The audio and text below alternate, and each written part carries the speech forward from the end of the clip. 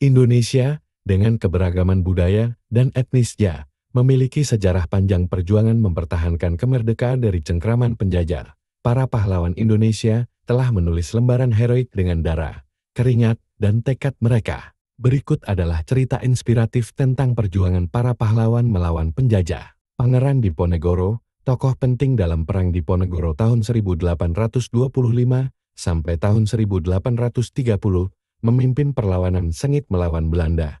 Perang ini mencerminkan keberanian dan semangat perlawanan rakyat Jawa terhadap penjajah. Tuanku Imam Bonjol, pemimpin dari Paderi di Minangkabau, membela tanah airnya dari invasi Belanda. Meskipun tertangkap pada akhir perang, keberaniannya tetap menginspirasi perjuangan selanjutnya. Hitnyak Dien, pahlawan wanita dari Aceh, melawan Belanda selama Perang Aceh. Dia menunjukkan kegigihan dan kepahlawanan dalam mempertahankan tanah airnya. Soekarno dan Hatta adalah tokoh kunci di balik proklamasi kemerdekaan Indonesia pada 17 Agustus tahun 1945.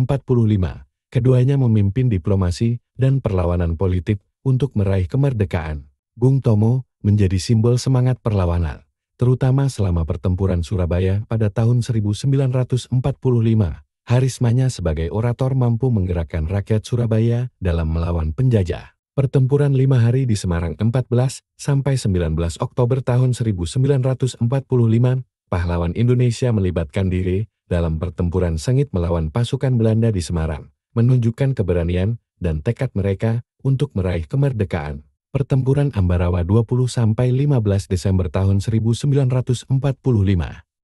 Pertempuran ini menandai perlawanan hebat rakyat Indonesia dan Tentara Republik Indonesia TRI melawan pasukan Belanda yang mencoba merebut kembali kendali. Agresi militer Belanda 2 tahun 1948 sampai tahun 1949. Pahlawan Indonesia terlibat dalam perlawanan keras terhadap agresi militer Belanda 2, menunjukkan bahwa semangat kemerdekaan tidak bisa dipadamkan dengan mudah. Warisan pahlawan dalam kemerdekaan modern.